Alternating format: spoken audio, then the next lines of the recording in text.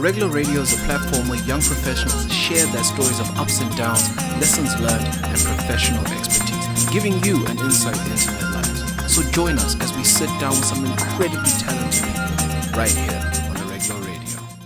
What's going on, good people? Welcome to episode 8 of Arreglo Radio. Thank you so much for joining us. Now, sitting across from me today is Nataizya. I was waiting to see if you could say my name. Okay, come on. Have some faith in I mean, there was some practice, but you got it. It's mandatory because we don't want to be disrespectful out here because we are respectful. Okay. So, tell us a little bit about yourself before we get into the meat and potatoes of today's show. Okay. My name is Nataizya Mukwavi, and I am the founder of Black Women Connect Vancouver, which started in 2017. And I think I've lived in Vancouver for about maybe 14 years now. Oh, wow. Yeah, so you've been here for a minute. Yeah. Like longer than I have. I feel like a baby now. Yeah. I feel like a baby now. Okay, so you said that you lived here for about 14 years. Where are you originally from? Like, did you move here from another country? Yeah, I was born in Zambia, and I lived there till I was about 5 years old. And then we lived in the Netherlands for about 5.5 years. Okay. And then we moved to Saskatchewan and then I lived there for about 9 years. Excuse me, hold on. What? I know. It was supposed to be sabbatical for my parents. They were trying to figure out where they wanted to go. And so they're like, okay, let's go to Saskatchewan. They knew some people there. So we're actually deciding between Australia or America. And then we ended up actually just staying for 9 years. Wait, hold on. Wait, but. But why Saskatchewan? But it's Saskatchewan. I mean, I don't think it's a bad place to raise your kids. I would right when I graduated, I'm like, I'm leaving. So, but I think that as a child, it was a great childhood. It was a small city. I think at the time we lived there were like no black people. So right now when you go back, I feel that there's just like a lot more black people. But when we lived there, there was no one. I mean, okay. I mean, it's Saskatchewan. I know. Like, I know. I will never do the plugging into your cars again. I can't bring myself back to that. What was it like growing up in the prairies?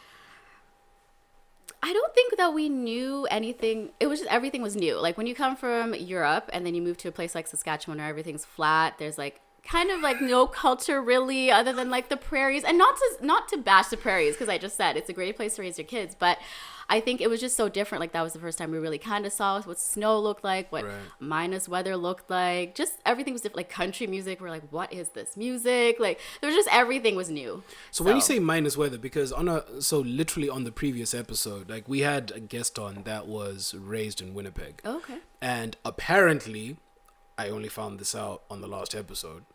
Apparently, Winnipeg dips to like negative 50 Celsius. Oh, so you're shaking your head like it's something that's just.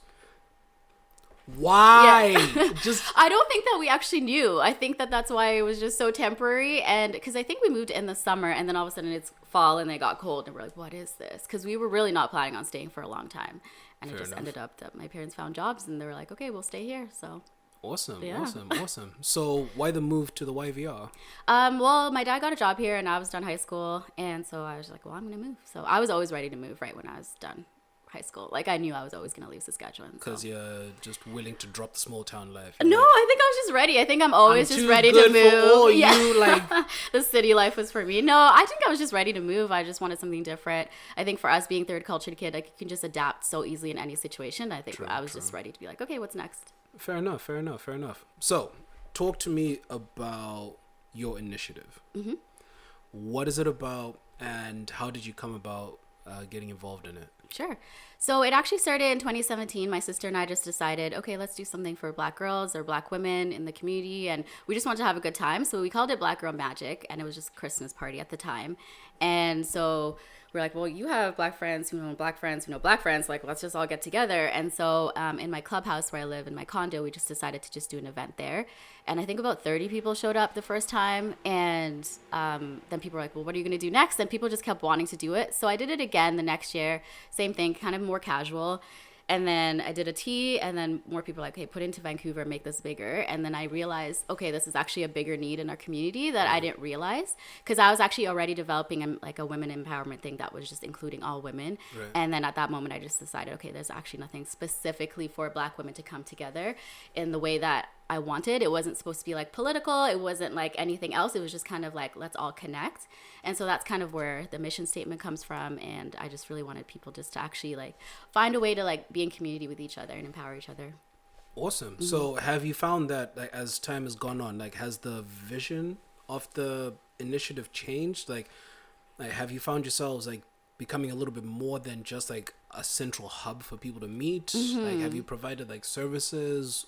Like, Yeah, for sure. So I think some of the events, like we try to cater to all the different kind of what people are like, because as Black women, we're so diverse in our backgrounds. It's not like one monolithic way to be a Black woman. And so I just want to make sure that each event caters to that. And so when I first I did a mental health panel, just invite a whole bunch of different Black women that are in the mental health field. And we just talked about what does it look like for mental health for Black women and had a discussion time. And that was the first time I actually did it in Vancouver. And I think about like 70 women showed up.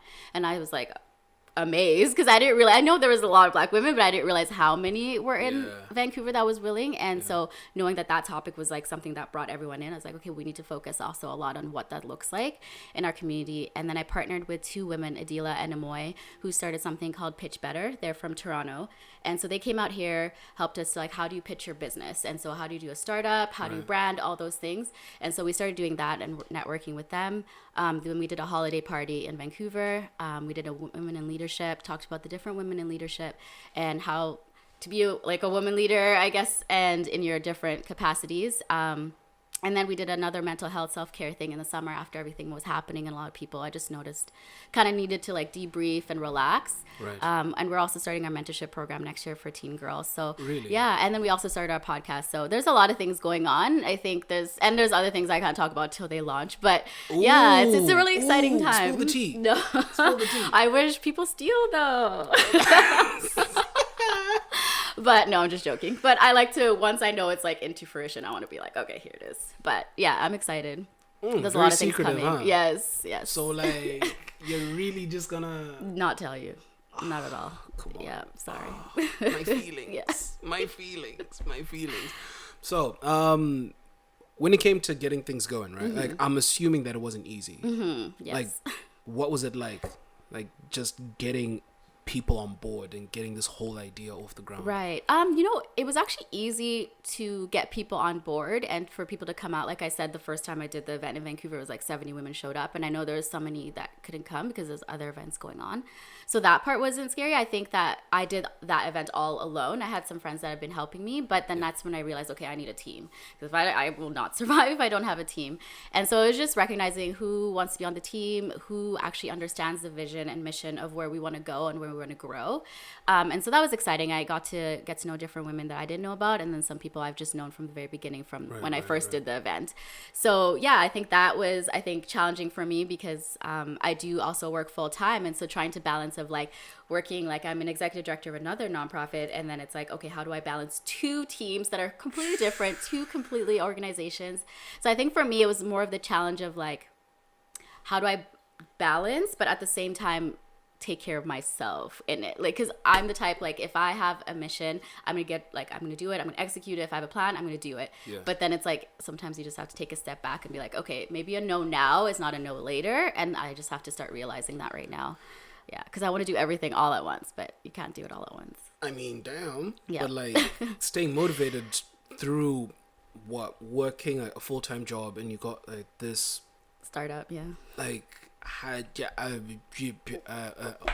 Yeah, I don't know. Some days I just get home and I just lay there and just stare at the ceiling and just be like, okay, I can't even think, I can't process, but you just have to figure it out. Yeah. It's definitely a hard thing to manage. I've crashed and burned multiple times, but like I said, having a team has been the best part. Like, they've been amazing, and we've gone through a lot of transitions in the past year with the team. Just some people, like, I've created a board now, so that's been helpful, and having a lot more support with that, but it's definitely hard. Awesome. So in terms of like I don't know if you've seen this, but at least in my experience in this city, like, I've noticed that there is a very clear, I don't use the word segregation, but it's the best word that I could use, right? Like, there's a very clear, like, there are very clear, like, social lines that exist between, like, very specific groups in the city. Like, have you encountered pushback from any other groups that are like, well, if you're doing this for specifically Black women, like, why don't you do it for like this ethnic group or like this marginalized group? Like, have you gotten pushback like that, or has it been like all like kumbaya, campfire, and like marshmallows? And actually, even from the very first day event I did it, people were like, well, why is this only for Black women? Why can't you just have a Christmas party for all of us? And so I think people just kind of didn't understand in the beginning. I did get a lot of pushback. But I think now, everything happening in the summer and like the Black Lives Movement and stuff in the States, people are less about questioning it now. Before it was a lot more questioning. So I would just reply. I'm like, okay, well, if it's such a big deal to you, then why don't you just create your own? Because why does it matter if I create something just for Black women? Like, what is the actual problem? If people have such an issue, then just start your own. Yeah. That's just a simple thing. So I don't really care anymore to start replying to people. I'm actually so over answering that question when people ask me, because to me, if you wouldn't be questioning us if you knew that we're so spread apart in Vancouver as Black people. It's so much more different. Like, you can name one ethnic group in Vancouver and you can say, oh, this is where they live, or this is where they hang out, or this is where the restaurants are. Right. But when you do that for Black people, you actually have no idea. If you ask most people, they say, where are the Black people? That's the first question. So if you say, where are the Black people, then shouldn't we have a space where we can come together? Honestly, like, the best answer that I could give if I was asked that question would be like, just Burnaby North. Yeah. Like, really? just right here, just North Burnaby, because it's just a bunch of SFU international students like living but that's here. different but like, though than if you're like a Black Canadian, right? Yeah, it is very different. Yeah. Like, so that's also fascinating to me, because I wouldn't expect to be that much pushback. Mm-hmm. Yeah. I mean, I think it's interesting. I think most times people just always want to be included in something. I don't think even it comes out of like a malicious intent. I think people just want to be like, well, I want to be part of it. Because, of course, if you see like women coming together, celebrating, having a good time, actually connecting and liking being around each other, you want to be a part of that. So I get where they're coming from. But like I said, start your own. Figure it out. Yeah. I have no apologies for it anymore. Yep. Don't care. Just coming right out with it. Yeah. I mean, like, fair enough, right? So, was not expecting that. I'm still trying to like wrap my head around that. You like know my I mean? no apology. Like, yeah. I was like, I don't care. Well. All right. So, obviously, like you briefly touched on the BLM movement. That's gained significant traction over the last 6 to 8 months or so, right? And you also mentioned that the pushback has slowed down. So, just to play like devil's advocate a little bit here, right? Do you think that it's slowed down because people genuinely understand where you and your group members are coming from? Or are they just looking at like the current social landscape and going, it's not the best time to be saying anything that could be...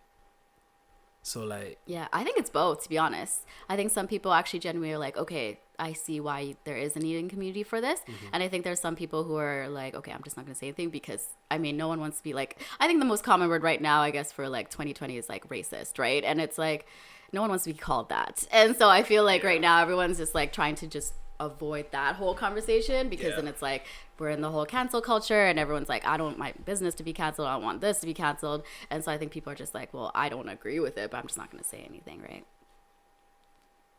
But don't you think that's harmful though? I think it's harmful, but I feel like it's always going to happen. And that's why I said, like, I've just learned to not be apologetic about it because I'm just like, create your own. Like, if you have an issue with it, start something then. Like, if you're like, we'll create something for all women, which is like, if you look at all the women empowerment stuff in Vancouver, it is really catered to white women. And so it's just, it's very hard to even fit in as a Black woman. Right. And that's why I also wanted to create something that had like a mentorship aspect, because even as a teenage girl growing up in Canada, there's so many things that I didn't know as an immigrant and all the different things, like being the only Black person in your high school or in your elementary school. I mean, I grew up in Holland where it's like everyone's like blonde and blue eyes. Excuse me, where? In Holland, yeah. Oh, right. Yes. Holland. Oh, I guess I never said really where I grew up in Netherlands. Or did I say I grew up in Netherlands? No, Yeah. I think I did. Yeah, Okay, yeah, yes. you said that, oh, because Holland and Netherlands are like the same thing. Yeah, so I switched. Yeah. I thought you just said like a small town. Oh, like no. Somewhere in Europe. Somewhere in the prairies. Yeah. I've never heard of that town. No. Yeah. So I think like for me, just growing up in those environments, I see the significance in having a space where Black people have somewhere, right? Absolutely. And I think that the difference in Vancouver, I will say, like I said, like there's Black Canadians and then there's like the Caribbean population and there's people that like just immigrated here, but I find like, especially with Africans, it's like you can find your African community. It's super easy to do that. But if you're not in any of those communities, where do you go as a Black person, right? And so it's just kind of like finding a way to all of us to come together. Absolutely, for sure. So when it came to getting established, obviously it could not have been an easy thing because most startups fail within the first year, right? What was, like, if you had to list them out, like, what were your biggest hurdles that you had to overcome? I would say like finances. It's a huge thing. That was like the biggest probably issue, because I was obviously like, once you start something, you invest in it and you putting out your own money. And I think for me, I didn't realize how much money I'd have to put into it. So that was really challenging, of trying to just figure out, because I think the way it grew, I just was not expecting it. And so I think when it grew so quickly, I'm like, I wasn't ready financially for it. And so then just trying to figure out what that looked like. So I would say that was my biggest hurdle. And then trying to figure out, I guess, what the team structure looked like. Like I said, like, okay, well, leadership will look different in this capacity. What does that look like? What kind of team do I want? What kind of skills do I want in that team? Because in the startup, you don't want to also create like a team of 20 because everyone wants to be a volunteer, but like, because I can't pay you. So it's like everything has to be volunteer. So you really do have to look for people that are mission minded. Absolutely. Because they're the ones that are going to help you grow. Yeah. Because most people, they'll say like, oh, I want to help out, but then it's really just to get their own name out, right? And you don't want people like that beside you in your circle. So I think for that, just trying to figure out, okay, who are the right people I want beside me. Right. Absolutely. So just to build off like what you brought up, specifically around finances, because there is debate out there right now with regards to whether or not a cause like yours should accept outside financing. Yes. Specifically, just like large ticket financing. So from like corporate entities or brands or anything else like that. Like there is debate out there that says maybe you shouldn't do that because there is the genuine risk of your core message being diluted or being appropriated to further whatever they are trying to sell on the back end. Like, what are your thoughts on that? Well, I don't think I ever really thought too much about it. I don't think that anything that we've received has been like, especially during the summer, everyone was like, where do I donate and all that. So I had to like create a donate page, and that made it hard because it's the same thing, right? It's like, okay, would you have donated if you didn't know in the summer when all these things So I had a really, really hard time receiving the money because it's like, we weren't doing a fundraiser. We weren't trying to be like, hey, everybody support us. We're just doing whatever we're doing. And someone was like, oh, have you heard? And then it just kind of blew up that way. And so that was a little bit like hard because it's like, oh, is this blood money? Is this like do I, like, I don't like, do we spend it? Like it came from like, because someone just saw someone get murdered. And so it was just a really hard, challenging time. And so I understand where that comes from. I think for me, like I said, like I'm really just learning to just not be apologetic for stuff. And so if I receive money and there is a contingency, I just will say like, this is the stuff that if we receive the money, this is what I'm going to use it for. Exactly. Right. And so I just learned that I would rather say no to a large sum of money than lose who I am as a person within my mission of the organization. Because I want to run with integrity. I don't want to run just because like, oh, like here's my face plastered everywhere. That's not the point. Like it's about Black women. It's not about me, right? I'm just here just to facilitate and create something. Absolutely, absolutely. So between you like growing up in Europe and living in the prairies and living here for 14 years now? Yeah, I think 14 about that. Years? Right. Yeah. Like, what is the biggest challenge that you have had to overcome individually, like as a Black woman? I think being second guessed. Right. There's a lot of times, like even with like my other job, they'll come, like people will come in and be like, oh, I want to blah, blah, blah. They'll talk to like the staff or the volunteers or whatever. And then just be like, no, that's like, I'm not the boss or whatever. This is my boss. And then people are kind of like, oh. And they just don't really? Like, so I get a lot of second guessing. I mean, I know I look young for my age, so there's that. But at the same time, it's like people just don't, like they don't see Black women in the capacity of being in roles of leadership. That's just not something that I see in Vancouver. And that's why I also really wanted to start the Women in Leadership thing, is because how do you look at someone to be a woman leader if you don't see it out there created for you, right? And so that's something that I notice I get second guessed a lot. Even with Black Women Connect Vancouver being like, oh, you're the founder. It's like, oh, okay. Yeah. So I find that Black women get second guessed a lot. Really? Mm-hmm. Wait, hold on. Time out. Hold on. So it's literally at the level where people walk into like your office and they're like, yeah, but like, do you really know like what you're talking about? Yeah. Yeah. That is wild. Yeah. So I think that's Is that like my a regular occurrence? There's no way that that's a regular I don't think occurrence. it's a regular, but it's very frequent for sure. Yeah. A lot of people do not think that you should be in a position. I think, or they just haven't seen it, right? So it's like sometimes it's like ignorance and sometimes it's like, oh, I just have never really thought of a black woman being in this position or, you know, or doing a startup or being in a leadership capacity. Because we're always looked at as not necessarily like the help, but more of like, you know, level, kind of entry level, maybe manager, but never an executive position. So I think that that's something that we have to change the narrative of because as we see, like black women are the largest growing entrepreneurs right now. Yeah, yeah. And so it's, why are you second guessing? That is wild. I mean, to be honest, like, okay. Like, I'm aware of some of the challenges, but I would not expect someone to walk into an office and go, yeah, but do you really know what you're talking about? Yeah, though? Like, yeah. I know. And you just have to put your pride aside and be like, okay, this is not about me. It's their ignorance, right? So. Okay, so what about like society at large? Like beyond like the professional realm? Like how do you perceive society perceives you? Because I know for myself, like as a young black man, Yeah. people look at me a certain type of way. They're Yeah. like, oh, like you've got dreadlocks and tattoos and Yeah. you're like 6 foot. Yeah.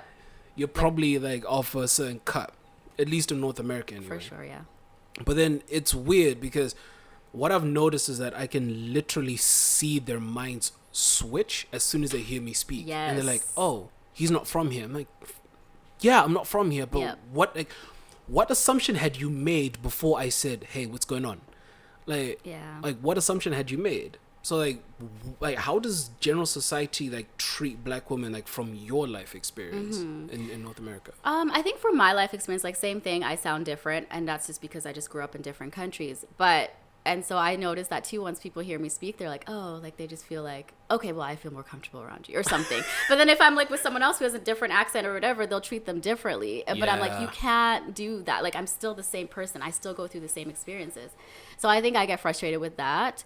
And I know on the phone, I can definitely milk my way into probably sounding like a white girl and try to get things out. But I will definitely, I'm not going to lie, I've definitely tried that and they will always take it. And so it's just funny how you get treated differently. And so I would say like, yeah, society at large does treat you differently if you look different, if you sound different, things like that. But I mean, even when I go back to Zambia all the time, people are like, and then they question Are me you really too. one of us? Yeah, It's yeah, like, exactly. They're like, you're not actually Zambian, and then so that You look like us, but then yeah, but exactly. And then like, it's like you just get made fun of anyways. So your I accent's mean, they do it back home too. Yeah.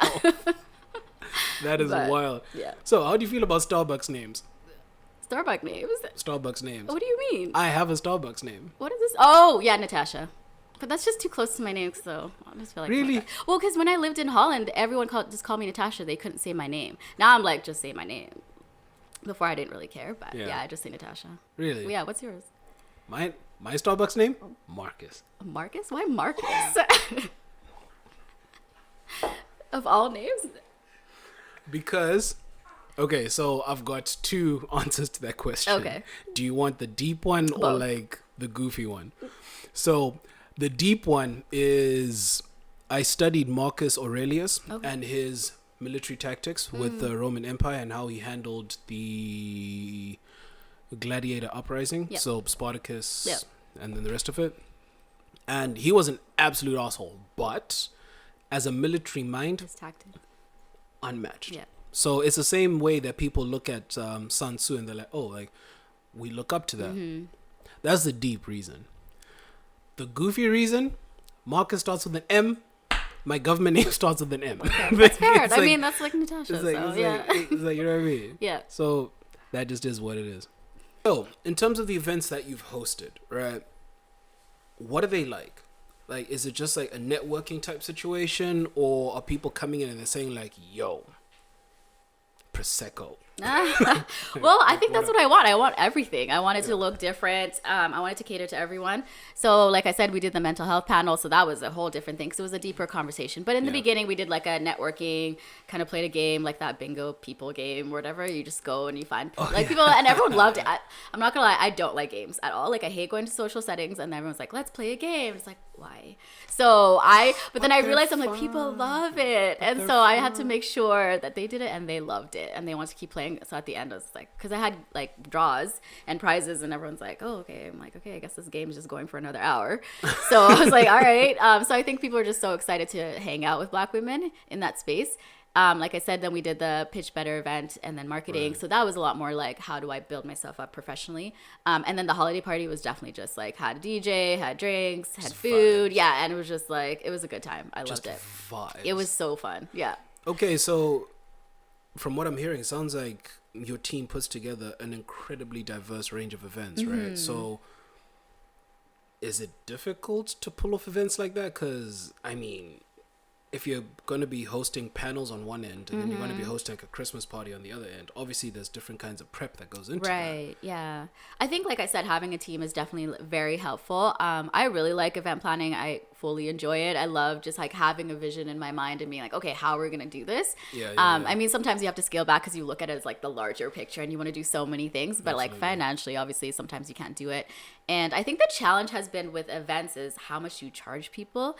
At first, I was kind of like, oh, let me just give people like $20 or whatever. Like everyone, like I want everyone to come. But then it's like you're also limiting how much you can give them. Yeah. And so it's kind of like, okay, if you pay $50, this is what you're going to get. Like it's not just like a, sit down at like Cactus Club or something. You know what I mean? Yeah, like it's quality. And so one thing I said is like, if I'm going to do something, I want to do it well and I want it to look well. So I think for me, that was the challenge at first is like, oh, I don't want to charge people. But then I'm like, people are willing to pay for something that looks different and something that's going to be quality, right?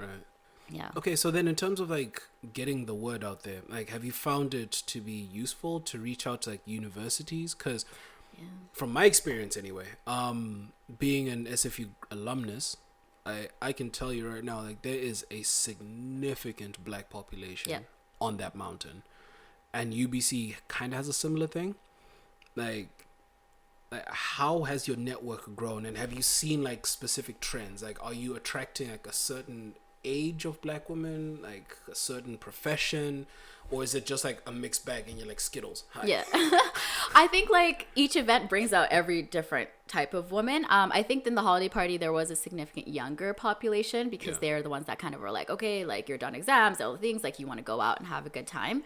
So I think it's like every event, it's like a mix. It's very interesting. And I had a challenge at first. I'm like, do I just limit it to just like one type of Black woman? But then I'm like, oh, we get limited so much in the world. And so I didn't want to limit it. Because at the same time, it's like, even if you're 20 years old, you're still a Black woman. It may just look different. Your life journey is just different.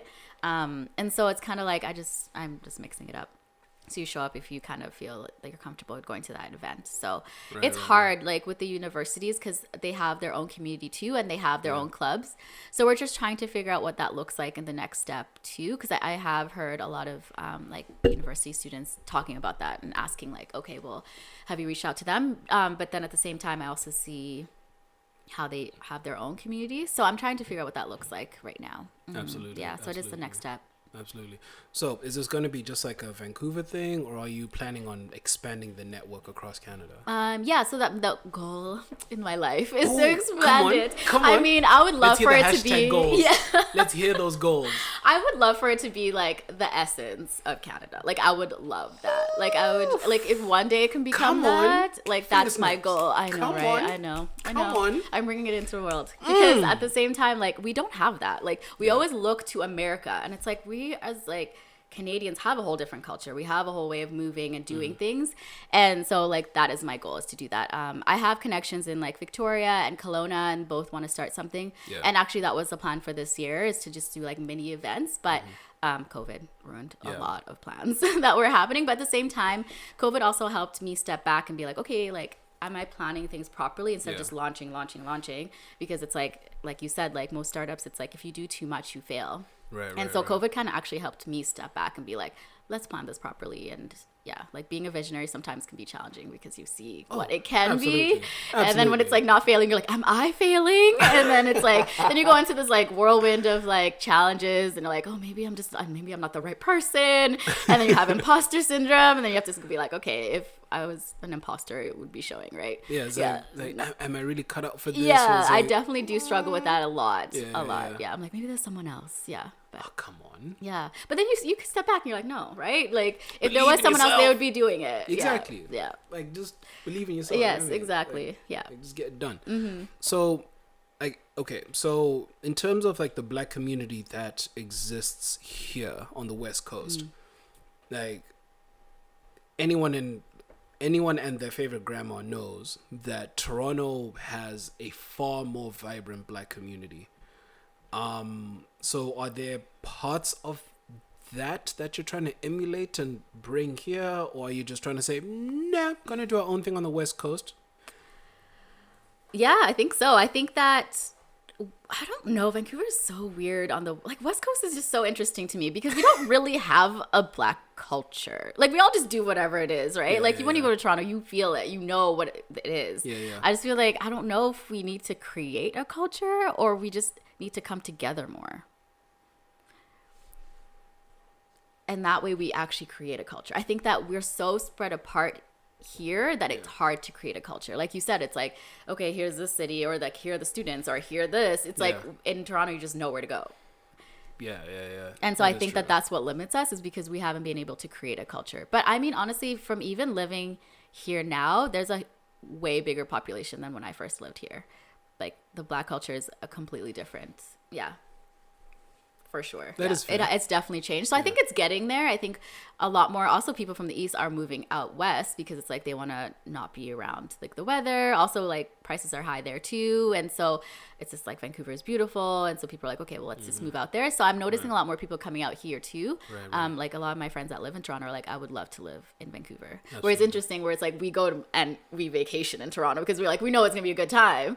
So, but then they're like, we want to move here. Banner weekend. You know, I've actually never been to Caribana. Like, my sister lives in Kensington Market, but I've just never been to Caribana. One day. I was supposed to go this year, but hey. Yo, same here, and I'm so peeved about it. Because here's the thing. My uncle got married in Toronto last year, right? Like, last summer. And he said, yo, because he got married banner weekend. Because he was like, look, like... Planned on purpose? Zimbabweans. I don't know what to tell you. There are a lot of Zimbabweans in Toronto, by the way. I know. I met a bunch of them, and I'm like, you lot are mad. Yeah.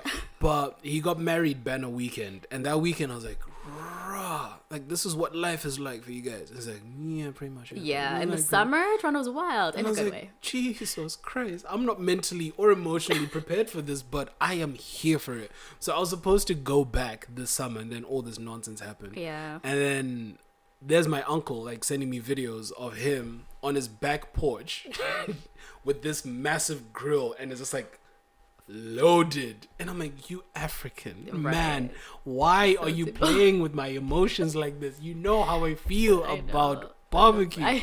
Just breaking my heart with it. Like, just so mean. Wait, hold on. So you've never been to, like, I've never been to, but I've been to Toronto in the summers all the time. It's just, for some reason, every time I've gone, it's just not around there. Because my sister lives downtown, so I visit her often. And so, yeah, I've just never been. I don't know if I would actually, not to sound old, but like, I don't know if I like want to be. That is never the right way to start. The thing is, like, I love dancing and I love that, but I just don't know if I'd be out all day. Not that I'm like, I want to be home cuddled up. I just, like, I don't know if I would do like the line up for that. Like, I don't know if I would do that. Like, I would do maybe like the mini parties happening everywhere and stuff like that. But I don't know if I would, like, what is it, Moss? Yeah, I would. I don't know. Like, I don't like being in the heat for a very long time. But everyone says I have to experience it once, so I'll do it. Oh, so you bougie, huh? I am a little bit. I used to get offended by that, but So now you I'm just bougie, like, huh? I'm just bougie. I'm just gonna claim it. Ooh. Yeah. Ooh. I mean, just like, So you bougie, huh? I am bougie. So you be out here buying truffle butter. You know what? No, actually. But I am definitely the, like, drink wine person. I don't know. Maybe I've just, like, gotten it out of my system. But I definitely love a good time. Yeah. So you're like the $30 bottle of wine type. No, I'm not. I'm still cheap. Good wine. You can find cheap good wine. Yes. Cheap good wine. Yeah. Any recommendations? You know what? It's funny because I like never remember names of wines, but I know what they look like. Like I remember the name when I go to the aisle. So it's like if I go to like, oh, here's the, like, you know, Spain. I'm like, okay, this is the wine or whatever. So I'm like, I'm bougie to an extent. I'm still not like, right. buy me this wine. Yeah. But I'm also trying to be all like support local. So I'm trying to actually to buy more local wineries and stuff. Yeah. That makes sense. Because I like going to wineries and in BC. I think Absolutely. it's fun. Absolutely. Yeah. So now it's time for my favorite segment of this podcast. Asking questions. No, cool. That's what we've been doing. Yeah. I don't understand why you had to go there. I mean, Now I'm sensitive. And here I thought we were building a rapport. Just what a way to sink the ship, like the bloody Titanic. Okay. ask away. So these are my curveball questions, and I love these for a plethora of reasons. Primarily because people look at me sideways and go like, "Why? How does your mind work? Why would you come up with this nonsense?" So I've got two of them for you, right? Question number 1: would you rather never make new memories or forget all the memories that you have up until now?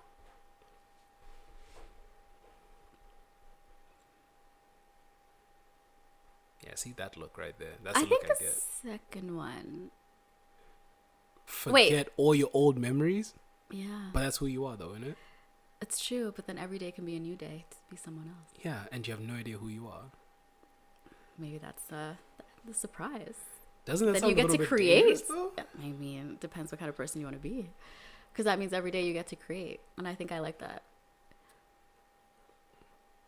I don't know, yo. You were not expecting me to answer that. I don't know. I don't know. I think that's exciting. But then that's just also maybe how my brain works. And then it's like every day gets to be like a new adventure of like something new. Well, okay, so here's the thing. So like all your memories up until like right now, gone. So like mom, dad gone, siblings gone, Holland. So the second would you rather question is one has to go. Right? Okay. Your foot or your hand? My foot. Okay. Yeah. That's a pretty decisive answer Yeah. for a very. Because people can function without their foot. I feel like your hands, you need them. You need to do you need your foot, but your hands like right now, like I'm using my hands. I just can imagine not having one. Like Okay. All I'm saying is this, right? Like, we legitimately had people agonizing over this question What? last time. People were like, but wait, hold on, which foot, left or right? Oh. It's like I'm like, I don't care. We'll just take one. Just take either. wow. Oh my god. Okay. I mean, I think I would have a hard time without the foot because I do love to dance. So I think that would be the struggle. Yeah. But I would still pick foot. Fair enough. Yeah. I mean, I can't question your logic because I'll probably. Actually, I don't know what I would do, to be honest with you. I really don't know what I would do. Is it really that hard though? Yeah, Really? it can be. Okay. It really can I didn't be. feel like it was that serious of a question. I mean, if it's life altering for you, I'm trying. maybe we need to talk about this. I am trying. Is there a deeper issue behind this decision? What is happening? Why do I feel like I'm the one being interrogated right, I mean, now? hey, we can switch it around. I can psychoanalyze you, switch the roles. Maybe I'll bring you onto our podcast next time. Sweet, You, please. yay. Oh, I am so down. Yep. Bring me on. Let's have a quick chat and Hey, talk banter. I think it's time. Positive vibes and all that. Okay, so where can people find you on the socials? Because I'm assuming that that's the primary means of communication, right? Yes, so you can find us on Instagram, Black Women Connect Vancouver. And you can find us on our website, blackwomenconnectvancouver.com. And we also have a Facebook group. It's private, but you can find that on the website. The best way to know about things is our newsletter. So when you go on our website, just make sure to sign up for a newsletter, and then you get all the information right away. Because Instagram has decided to just change all the algorithms, and so people don't see what we post. Yeah. So I think the best way is to use that. I mean, we're also on LinkedIn, so if you want to use that, there's also that. Okay, we're all awesome. there, yeah. Well, thank you so much for blessing us with your presence. You're welcome. And Thanks for incredible having insight. me. This was an incredibly informational. Yes. Is that a word? Yes. I I mean, we're not going to talk about the matching sweaters. You're Okay, just going to look. ignore it. Look, We didn't plan this. We didn't plan this. It was just going to be something that was just going to be like implied. Like, Whatever. these two got drip. Oh, You know what I'm saying? But or like, we're not going to talk about how you wanted to change because you're like, wait, I don't match. I don't even know her. We're going to match and we're going to sit across from each other. I think that's how it started. First of all, you're like, wait, I'm going to change. And then I called you out. I think that's what happened first. But it's okay. It's okay. why is this happening? I mean, it's okay. I really don't know. right. Mm-hmm. What did I do? I'm just saying. Jesus Christ, man. I love to shade people. It means that I care. It just means that I feel comfortable. Then so in it's that okay. case, we need to invest in better Yes. lighting. Bringing all the palm trees. Oh my God, as long as I don't get subtweeted, I'm fine. Yeah. All right, so thank you so much for listening to this episode of Arreglo Radio. And as always, have a good one, take care of yourselves, and be kind to one another. Peace. We are Arreglo Entertainment, and our podcast Arreglo Radio is a platform where we take a deeper dive into the lives and minds of young professionals in Vancouver. Through engaging and personable conversations with our guests, we gain insight into their professional expertise, ideologies, and really dissect what makes them tick. Our guests come from a wide spectrum of professions, from accountants to makeup artists, musicians to entrepreneurs. We aim to really understand and showcase what drives the next generation of business, social, and community leaders. We believe that providing a more relaxed atmosphere that feels like home, coupled with some light banter, presents the opportunity for better conversations that don't feel staged. Arreglo Entertainment is a group of former international students looking to fully understand Vancouver, its people, and culture. And coming from this perspective, we believe that we are uniquely capable of having these in-depth exploratory conversations.